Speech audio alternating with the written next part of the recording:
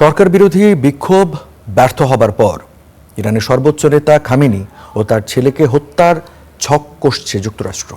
মার্কিন গণমাধ্যম এক্সিওস বলছে, ইরানের শীর্ষ নেতাদের মধ্যে কাদের হত্যা করা যেতে পারে এ সংক্রান্ত একটি তালিকা প্রেসিডেন্ট ট্রাম্পের কাছে পাঠানো হয়েছে।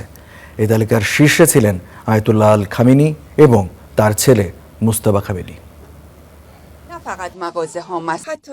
যুক্তরাষ্ট্র ও ইসরায়েলের মদদেই সরকার বিরোধী বিক্ষোভ রক্তাক্ত রূপ নিয়েছে। বারবার এই অভিযোগ করে আসছে ইরান। এ বিষয়ে কিছু প্রমাণও তুলে ধরেছে তেহরান। তাতেও ইরানের সরকার পরিবর্তনের চিন্তা থেকে সরে আসেনি যুক্তরাষ্ট্র।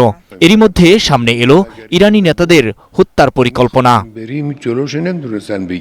মার্কিন গণমাধ্যম এক্সিওসের প্রতিবেদন বলছে, ইরানের শীর্ষ নেতাদের মধ্যে কাকে কাকে হত্যা করা হতে পারে এ নিয়ে একটি তালিকাও পাঠানো হয়েছে প্রেসিডেন্ট ডোনাল্ড ট্রাম্পের কাছে। এই তালিকার শীর্ষে রয়েছেন ইরানের সর্বোচ্চ নেতা আয়াতুল্লাহ আলী খামেনি ও তার ছেলে মুজতবা খামেনি।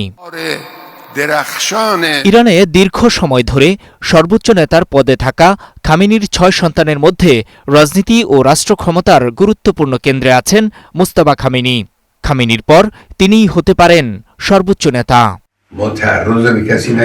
ট্রাম্পের এক উপদেষ্টা এক্সিওসকে জানিয়েছেন, আয়াতুল্লাহ ও তার ছেলে এবং শীর্ষ নেতাদের সরিয়ে দেওয়ার পরিকল্পনা আছে।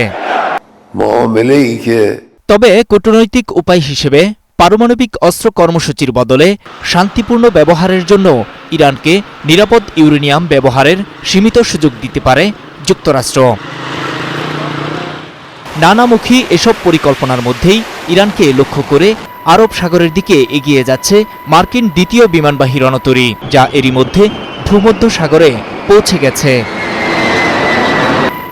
এদিকে নিহতদের স্মরণে 40 দিনের শোক পালন শেষে ইরানের বিভিন্ন এলাকায় আবারও বিক্ষোভের খবর পাওয়া গেছে। বিক্ষোভ হয়েছে তেহরানের প্রযুক্তি বিশ্ববিদ্যালয়ে। এ সময় খামেনিকে হত্যাকারী হিসেবে উল্লেখ করে নির্বাসিত রেজা পাহলবির পক্ষে স্লোগান দেন বিক্ষোভকারীরা। বিক্ষোভে সরকার সমর্থকদের সাথে বিরোধীদের সংঘর্ষের খবরও পাওয়া গেছে। নূর মোহাম্মদ, স্টার নিউজ।